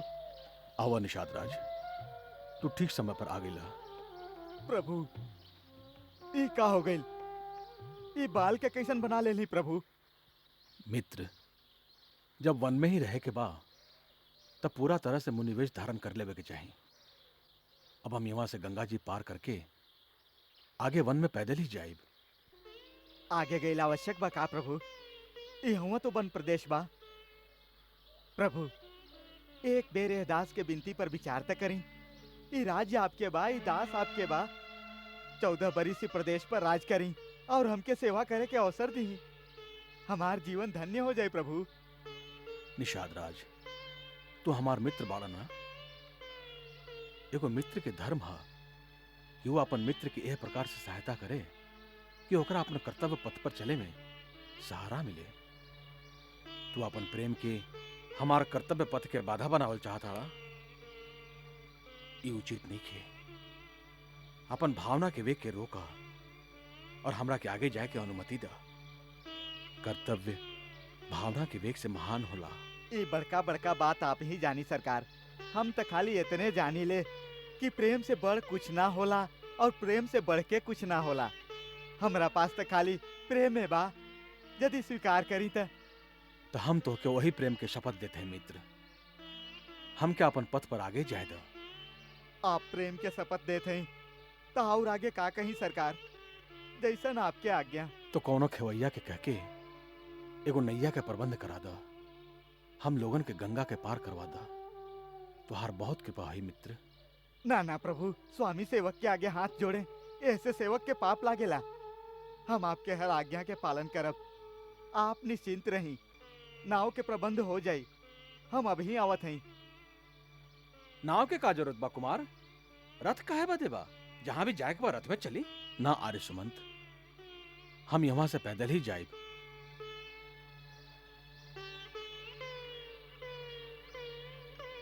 आप कृपा करके श्री महाराज के पास अयोध्या वापस लौट जाएं। ना रघुनंदन, ऐसा आदेश मत दी। आपके बिना अयोध्या जाके का करब? नाव में बैठ के गंगा पार करके जहां आप रहब, हम भी आपके साथ रहब। उहे आपके सेवा करब।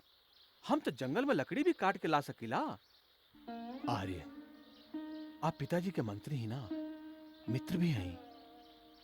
उनका के ढाढ़स बतावे खातिर आपके वहां के पास पहुंचल आवश्यक बा। हमार महामनस्वी पिता के हमरा ओर से निवेदन करब कि भरत के जल्दी से बुला के ओकर अभिषेक कर देस, और भरत से अनुरोध करब कि ओकर दृष्टि में जे स्थान माई कैकेयी के हा, उहे सम्मान माई सुमित्रा और हमार माई कौशल्या के भी देस। समस्त अयोध्या वासियन और गुरुजनन लोगन के हमार, सीता और लक्ष्मण की तरफ से चरण वंदना कहब।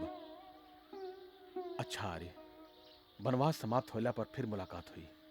ना ना रघुवर, इतना निर्मोही मत बनी। जे सहज और सरल भाव से आप ये सब कुछ कह देली, ओकर निभावल कितना मुश्किल बा। खाली रथ लेके जाए, ऐसे तो अच्छा बाकी गंगा किनारे रथ लेके अग्नि दहन कर ली। हे यार, कठिन से कठिन समय में अपन सूझबूझ से राज्य की समस्या के समाधान करे वाला महामंत्री अयोध्या के राज परिवार में आए लोगों साधारण उथल पुथल से इतना अधीर, इतना आतुर हो जाए, ये अविवेक कहां तक उचित बा। आप कृपा करके अयोध्या वापस लौट जाएं और एगो चतुर और बुद्धिमान मंत्री के लेखा वह व्यवहार करी जैसे पिताजी के शांति मिले और माई कैकेयी के सुख और संतोष। माता कैकेयी के सुख और संतोष के चिंता करे के केहू के आवश्यकता नहीं के भैया। आपन सुख और स्वार्थ के झपट के छीन लेहल वो अच्छा तरह से जाने ली। आर्य सुमंत, उनका से कहब आपन चहेता भरत के राजगद्दी देवे के बाद राजमाता के सुख भोगे। लक्ष्मण, फिर वह धृष्टता? क्षमा करी भैया। आर्य, लक्ष्मण के बचकानी बात के वहां केहू से मत कहब। आपके हमार सौगंध। महाराज विशेष रूप से आग्रह कैले रही कि यदि राम और लक्ष्मण ना लौटे, देवी सीता के तो जरूर संगे ले आई। वहां के तो ये भी कहले रही कि सीता 2-4 दिन वन में कष्ट देखला के बाद अयोध्या लौट आवे, हमरा खातिर आ जाए। महाराज ये भी कहले रही कि राम के जाए के बाद हमार और कौशल्या के केहू सहारा नहीं। राम, यदि आप हमरा जाए के कहत है, जानकी के तो संगे भेज दही। अवश्य, जानकी जाए हमके भी प्रसन्नता हुई। आर्य, हाँ सीते, यहाँ तक आके तू वन के छटा तो देखी ले लो। अब तू घरे लौट जा, तो सास ससुर समस्त प्रियजन की चिंता मिट जाई। उनकर सेवा कर सका तो हमरा प्रसन्नता हुई। आर्य सुमंत के संगे घरे लौट जा देवी। स्वामी, हम तो खाली आपके छाया मात्र हैं। हमार आपन कोई अस्तित्व नहीं के। यदि आप अपना आप से अपन छाया के अलग कर सकत हैं, तो हमरा भी अलग करके भेज दी। वैदेही, स्त्री त माता, पत्नी, बहू, बेटी कई गो नाता में बधाइल रहेली। ओकरा तो सभे नाता निभावे के चाही ना।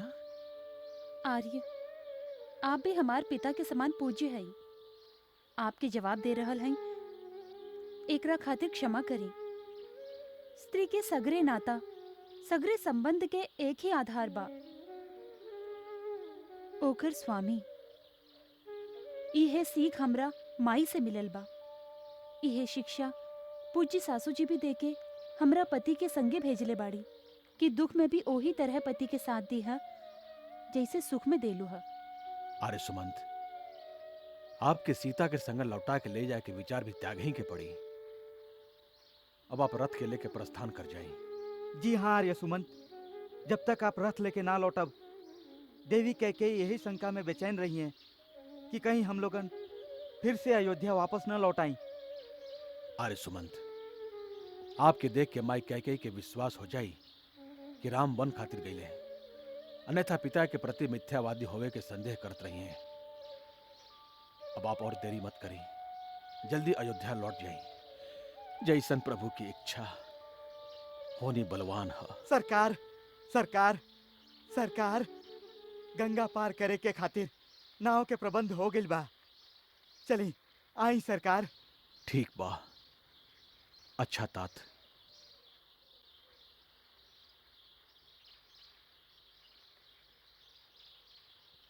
ना लक्ष्मण, अब यह विलासता की भी आवश्यकता नहीं है। यहाँ से हम नंगे पैर ही चलब।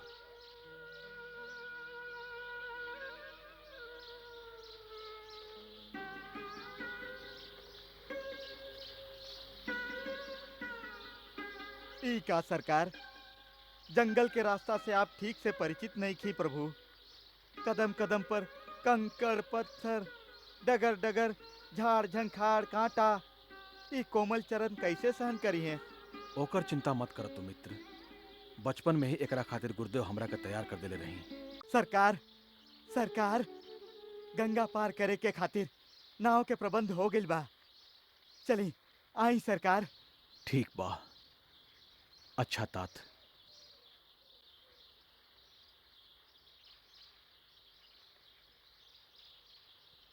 ना लक्ष्मण, अब यह विलासता की भी आवश्यकता नहीं है। यहाँ से हम नंगे पैर ही चलब।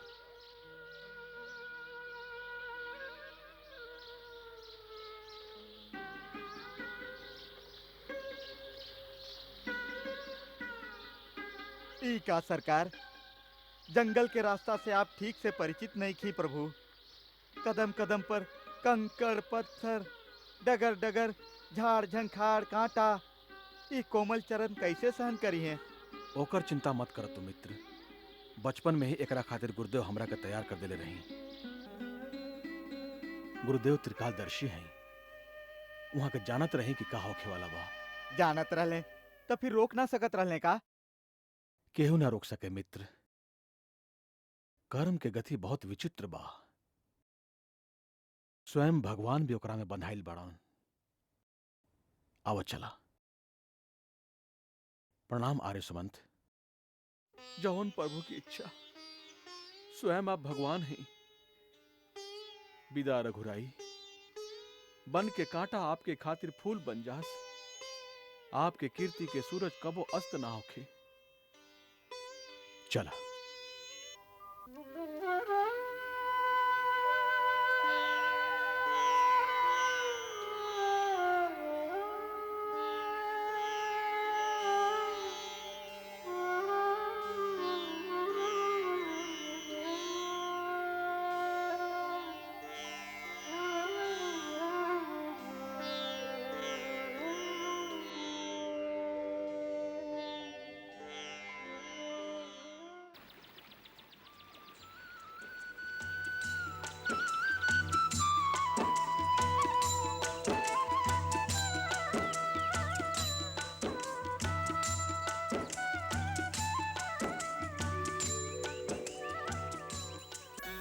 अरे केवटिया, जल्दी आओ रे। अरे कहवा मर गए, जल्दी आओ। अरे यहाँ आओ, देख के आयल हा। अरे आवत हई, आवत हई। अरे देखत का हवे, जल्दी आओ। आवत हई, आवत हई। अरे ना मालूम के आ गईल।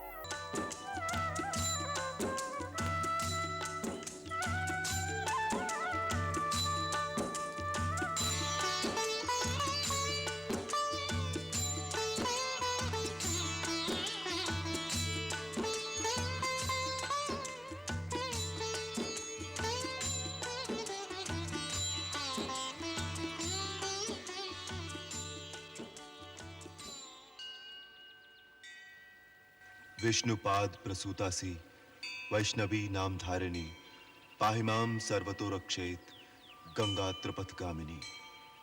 ओम ह्रीं श्रीं गंगाय स्वाहा।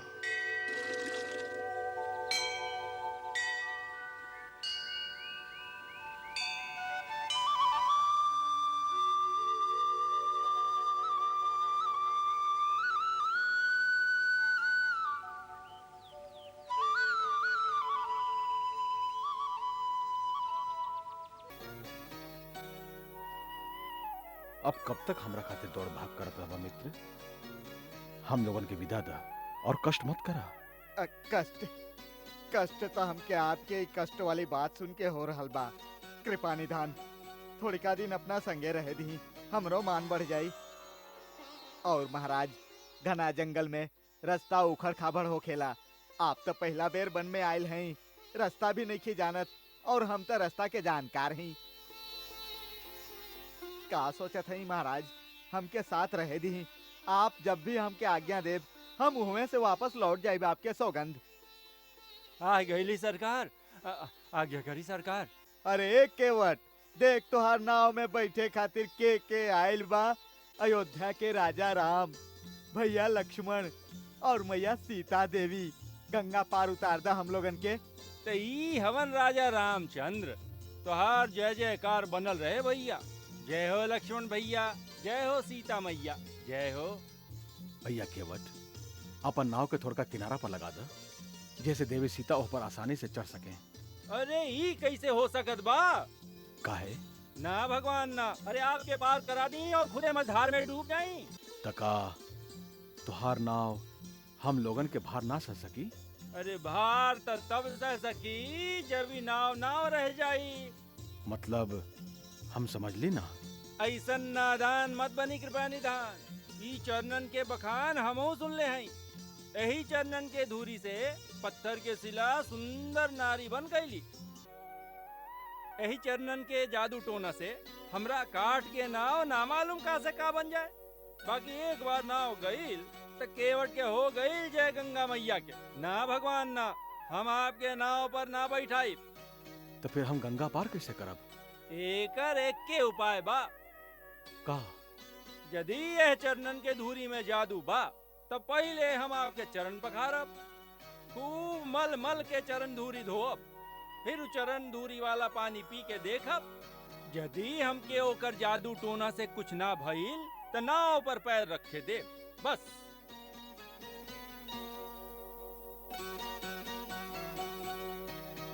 सोच ली, स्वीकार हो के तो मंगाई गंगा जल। अरे पर्वतिया, जब ले सोचत बड़ा तब ले कठौती में गंगा जल भर के ले आओ। लावत हई, अब ही लावत हई।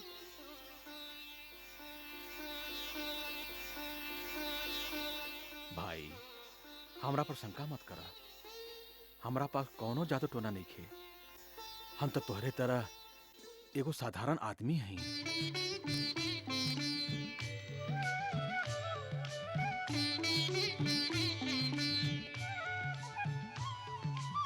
रघुराई है रघुराई, रघुराई है रघुराई। पग धोकर नाव चढ़ई हूँ, पग धोकर नाव चढ़ई हूँ।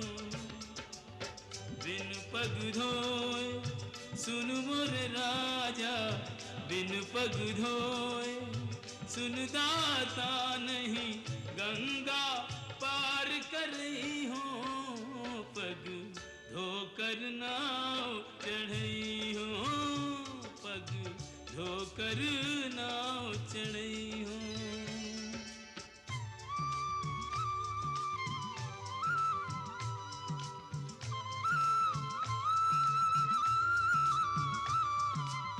तब चरणन की महिमा न्यारी, परस पाए पाथर भयो नारी। मोरी नैया काठ की नैया, ये बेचारी काठ की नैया।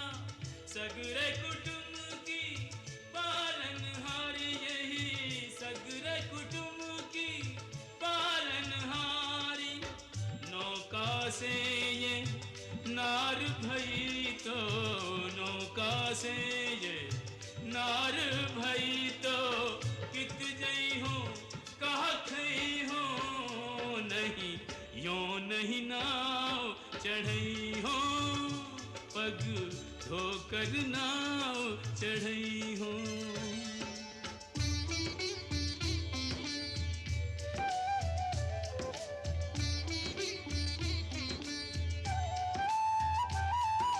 कृपा सिंधु बोले मुस्काई, सोई करु जेहि तब नाव न जाई।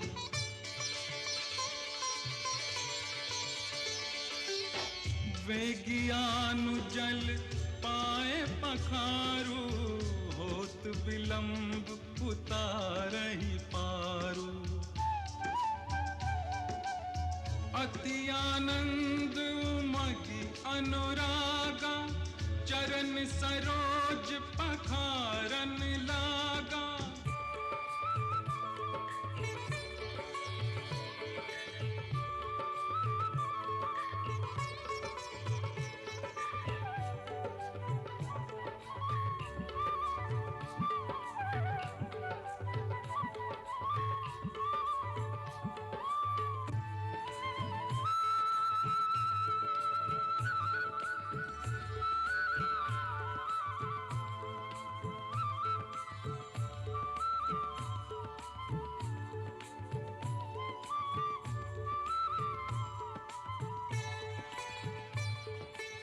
वर्षि सुमन सुर सकल सिहाही, एहि सम पुण्य पुंज को नाही।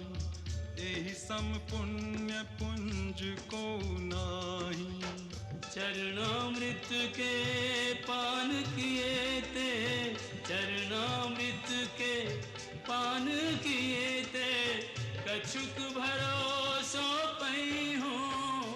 अब निर्भय नाव चढ़ई हूँ, अब निर्भय नाव चढ़ई हूँ।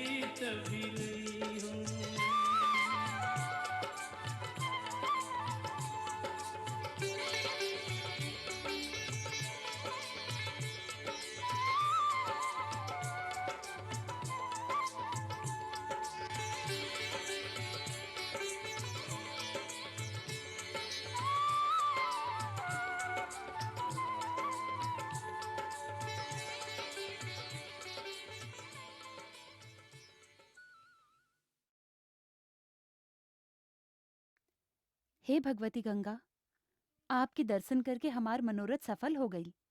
अब हमरा आशीर्वाद दीही कि आपन पति और देवर के संगे वनवास से लौटे के बाद फिर आपके दर्शन पाई और आपके पूजा करी।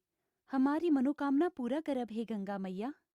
सुनो रघुवीर प्रिया वैदेही, तव प्रभाव जग विदित न केही, तव प्रभाव जग विदित न केही।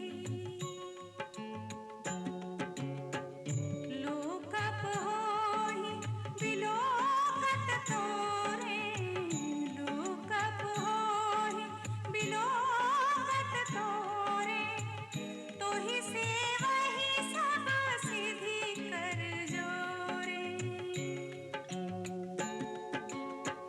तुम जो हमहि बड़ी विनय सुनाई, तुम जो हमहि बड़ी विनय सुनाई, कृपा कीन्ही मोहि दीन्ही बढ़ाई।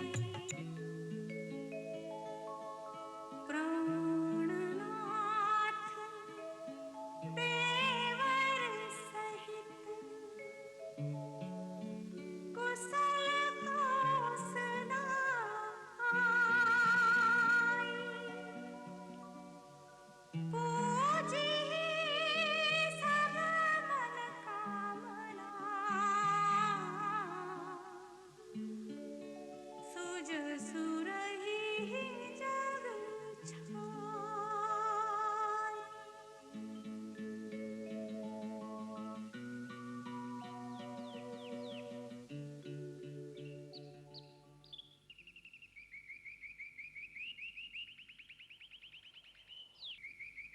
अच्छा भाई, अब हमरा क्या आज्ञा दा। अयोध्या नाथ के जय जयकार बनल रहे। हम लोगन के भुला मत जाई महाराज, और लौटती बेर जरूर दर्शन देव। कैसे बोल सकले तोहरा के। आओ चलल जाए।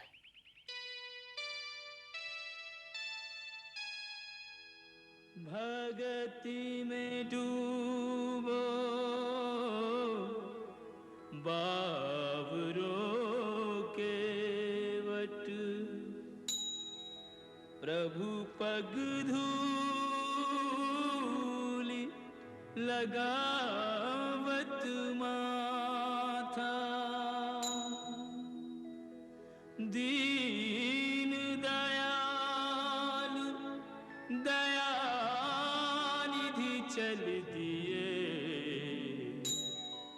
तोड़ के बंधन जोड़ के नाता।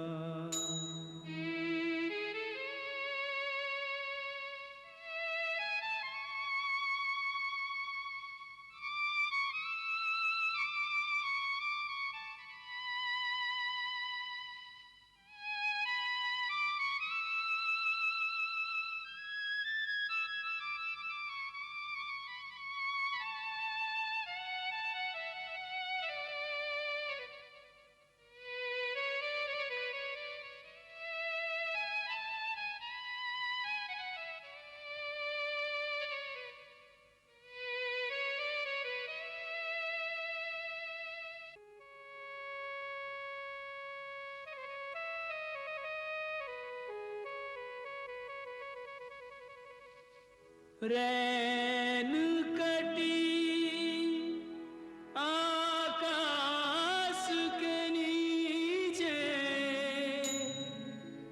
सिया अनुज अरु मित्र के साथ।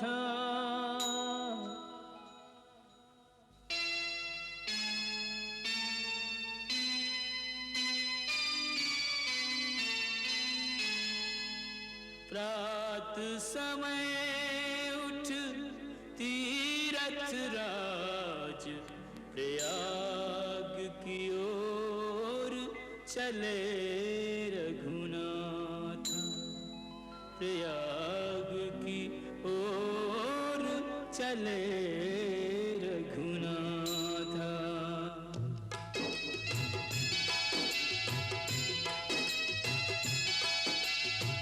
को कहीं सा कहीं प्रयाग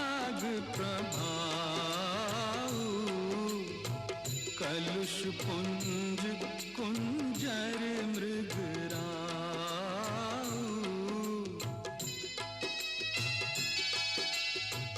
असती रथ पति देखि सुहावा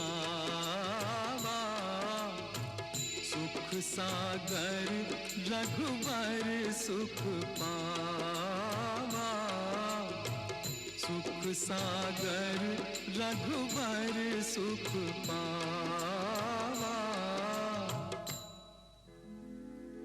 गंगा जमुना सरस्वती तट राम लखन संग सिय सुख देनी आज त्रिवेणी से मिलने ज्यों आई हो एक और त्रिवेणी आई हो एक और त्रिवेणी मंगल भवन अमंगल हारी प्रभु सुदशरथ अजिर बिहारी